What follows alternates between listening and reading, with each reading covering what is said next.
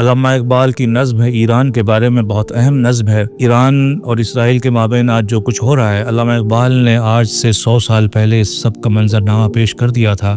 علامہ اقبال کی بے شمار نظمیں، بے شمار غزلیں اور بے شمار سینکڑوں اشعار مغربی یلغار کے حوالے سے موجود ہیں، جس پر ہم گائے بگائے بات بھی کرتے رہتے ہیں۔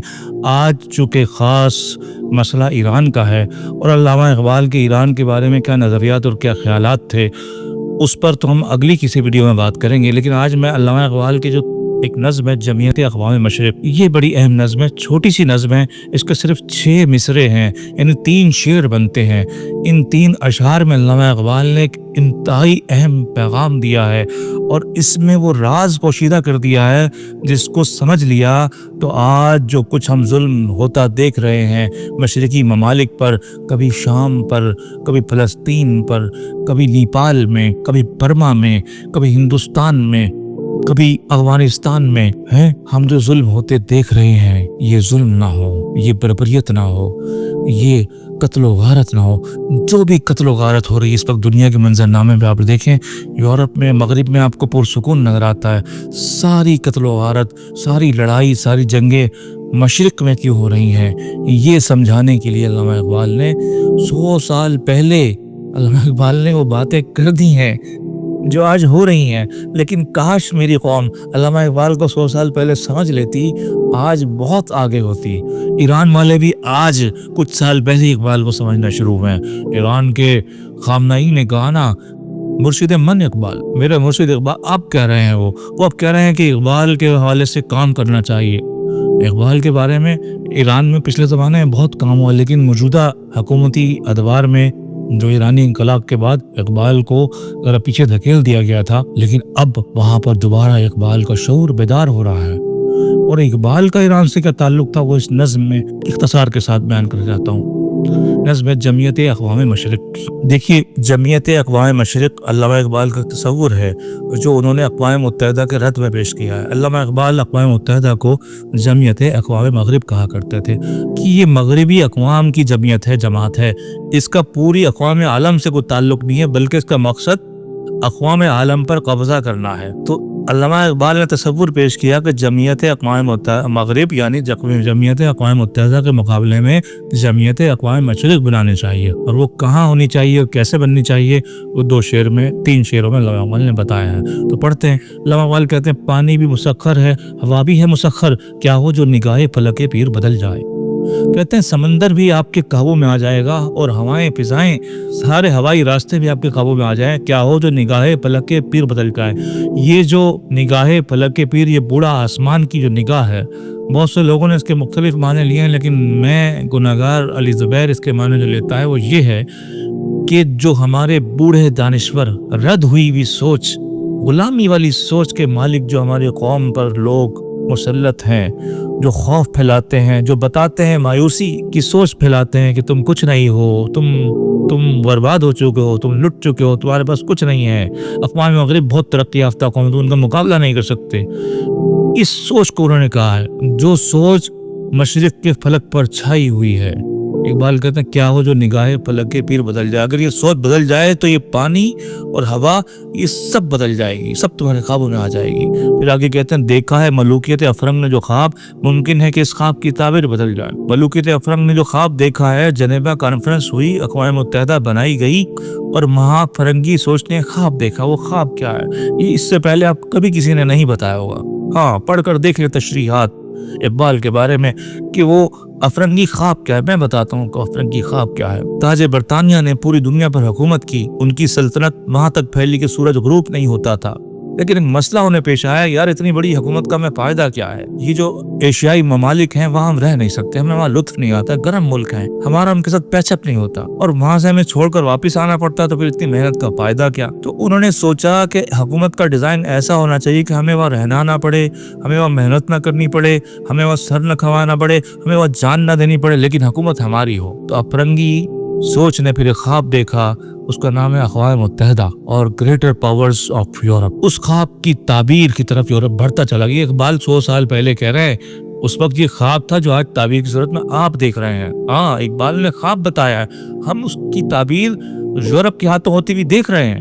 हो चुकी है, मलूकियत फ़रंग कायम है। तो उन्होंने अपने मकबूजा मुल्कों से बैकअप किया, वो वापस निकले, बाहर निकले और नए तरीके से हुकूमत डिज़ाइन की कि हम इस तरह से हुकूमत करेंगे कि ज़ाहिर में हम नज़र ना आए, हमारे लोग बनाओ, हमारे नुमाइंदे बैठे हों, हमारे लेपालक बैठे हों, हमारे ऑर्डर को फॉलो करने वाले लोग बैठे हों और हमारे लोग अपने मुल्कों में सुकून और चैन की ज़िंदगी गुजार करें और हम वहाँ की दौलतों से खूब फ़ायदा उठाएं। ये मलूकियत फ़रंग का ख्वाब था। इकबाल कहता है इस ख्वाब की ताबीर बदल सकती है। इकबाल 100 साल पहले कह रहे हैं, काश इकबाल की बात 100 साल पहले समझ ली गई होती, आज इस ख्वाब की ताबीर जो हम देख रहे हैं नहीं होती। आज आप देखें कि मगरिब में अमन और सुकून है और मशरिक में खून ही खून है। क्यों? मगरिब में चैन की बांसुरी बजाई जा रही है और मशरिक में बम के धमाके हो रहे हैं। क्यों? मगरिब आला रिवायात का अलम बरदार बना हुआ है और मशरिक वहशत और बर्बियत का निशान बना हुआ है। क्यों? कौन है मगरिब मशरिक की हर जंग के पीछे? आप देखें कौन है? मगरिब में ममालिक हैं, वो अपनी ताकत और अपने पैसे के बलबूते पर, अपने इस्तेमाल के बलबूते पर कठपुतलियों को हिला हिला कर इनको लड़ा कर रखते हैं। उन्हें मालूम है अगर ये एक हो गए या इत्तफाक हो गया तो ये मार्केट हाथ से चली जाएगी। जो डिजाइन किया उन्होंने, उस डिजाइन की बुनियाद ये है कि मशरिक में इंतशार रहे, लड़ाई रहे, झगड़ा रहे, पाकिस्तान हिंदुस्तान से लड़ता रहे, चीन हिंदुस्तान से लड़ता रहे, हिंदुस्तान अपने पड़ोसियों से, बांग्लादेश से, पाकिस्तान से लड़ता रहे, ईरान सऊदी अरब से लड़ता रहे, अरब लोगों से, और अरब ईरान से लड़ता रहे। ये पॉलिसी किसकी है? ये अफरंग की पॉलिसी है।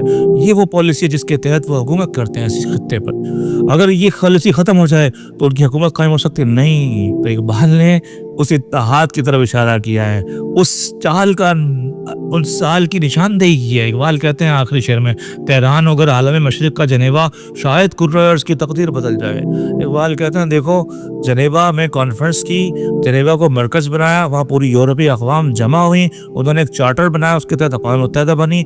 आज वो पूरी दुनिया पर काबिज़ हुकूमत कर रहे हैं, आज वो मजलूमों पर बम बरसा रहे हैं, आज वो बच्चों की लाशों के छितरे लगा रहे हैं, आज वो कहके लगा रहे हैं, इंसानियत के नाम पर वहशत और बर्बरियत मचा रखी। अपने मुल्क में कुत्ता भी मर जाए तो मातम कर देते हैं और यहाँ पर बच्चों की लाशें बिछाकर वो सुकून और चैन की नींद सोते हैं। ये उनकी इंसानियत का चेहरा है। इकबाल कहते हैं कुर्राइस की तकदीर ये नहीं है, ये जुल्म नहीं है, कुर्राइस की तकदीर इस्लाम की मसावत है, इस्लाम का अजीम पैगाम है। कहते हैं तेहरान होकर आलम मशरिक का जनेवा, आलम मशरिक, इकबाल शायर मशरिक हैं, इकबाल शायर इस्लाम और शायर पाकिस्तान नहीं है सिर्फ, इकबाल पहले शायर मशरिक हैं, फिर शायर इस्लाम है और फिर शायर पाकिस्तान है। मशरिक में बहुत सारे मुल्क हैं, मुसलमान मुल्क भी हैं और गैर मुस्लिम मुल्क भी हैं। इकबाल का कैनवस जरा वसी है।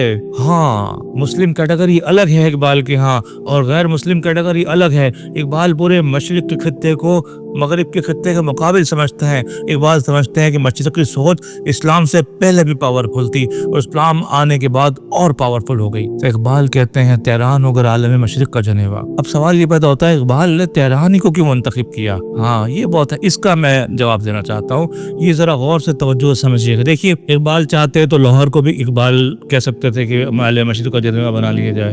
इकबाल चाहते इस्तांबुल को कह सकते थे, इकबाल चाहते काबुल को कह सकते थे, इकबाल चाहते ढाका को कह सकते थे, है ना, बहुत सारे फर्क थे।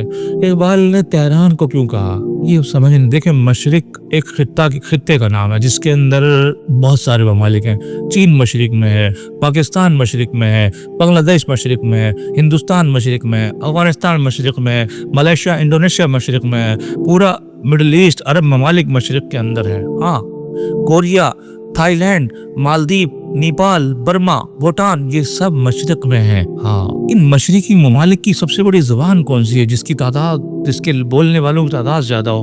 वो जबान पर्शियन है। चाइनीज जबान है दूसरे नंबर पर पर्शियन। चाइनीज चूंकि गैर मुस्लिम जबान है, इकबाल चाहते हैं कि मशरिकी कौम की इमामत और सियादत मुसलमान करें, लीड मुसलमान करें। और मुसलमानों में जो टॉप लैंग्वेज है मशरिक की तादाद के एतबार से, जिसका असर और रसूख बड़े मुसलमान खित्तों में है, वो है पर्शियन लैंग्वेज, फारसी जुबान। हाँ, हिंदुस्तान में जो राइज ज्यादा जिस जुबान का असर है पर्शियन। इकबाल के ज़माने में तो फारसी जुबान ही निज़ाम तालीम था मुसलमानों का। और पूरा आपका ताजिकिस्तान, उज़्बेकिस्तान, तुर्कमेनिस्तान, अज़रबैजान, ये जितने सेंट्रल एशिया के जो 9 आज़ाद मुसलमान रियासतें सब पर्शियन कंट्रीज हैं। तुर्की तकरीबन पर्शियन लैंग्वेज है, ईरान पर्शियन लैंग्वेज है, बलोची पर्शियन लैंग्वेज का एक ایک اس کی ایک شاخ ہے، پرشین لینگویج سے ملی ہوئی زبان ہے، پشتو پرشین لینگویج سے قریب ترین زبان ہے۔ ہاں، تو پرشین لینگویج کا دائرہ بہت وسیع ہے۔ یہ آپ کے عرب کنٹریز میں جو ملک ہے آپ کا عمان، یہ یہاں تک چلا جاتا ہے۔ عمان کی کچھ خطوں میں بولی جاتی ہے۔ عراق کے بہت سارے علاقوں میں جو پرشین لینگویج، کرد علاقوں میں بہت سے علاقوں میں پرشین لینگویج بولی جاتی ہے۔ ہاں، تو علامہ اقبال کہتے ہیں، اور پرشین لینگویج چونکہ اس طرف چائنیز خطے کو بھی ریپرزینٹ کرتی ہے، یہ جو آپ کا سینٹرل ایشیا خطہ ہے اس کو بھی ریپرزینٹ کرتی ہے، اور عرب کنٹریز کے ساتھ بھی یہ جڑی ہوئی ہے، تو یہ برکتی زبان بن سکتی ہے مشرقی۔ اس کا جو سینٹرل شہر ہے، بڑا شہر ہے، وہ تہران ہے۔ اقبال کہتے ہیں کہ دیکھو مشرقی قوموں، آج بھی وقت ہے، اکٹھے ہو جاؤ، چائنا، پاکستان، ہندوستان، بنگلہ دیش، ملائیشیا، انڈونیشیا، ترکی، تم سب لوگ اکٹھے ہو جاؤ۔ اقبال کہہ رہے ہیں اور تہران میں بیٹھو، وہاں بیٹھ کر کانفرنس کرو اور کہو کہ آج سے ہمارے کسی ملک پر کسی مغربی قوم نے مغربی ملک پہ حملہ کیا تو ہم اس کا مل کر جواب دیں گے، مشرق کا فیصلہ ہم خود کریں گے، مغرب سے ہونے والے کسی فیصلے کو ہم قبول نہیں کریں گے۔ یہ اقبال کا خواب ہے۔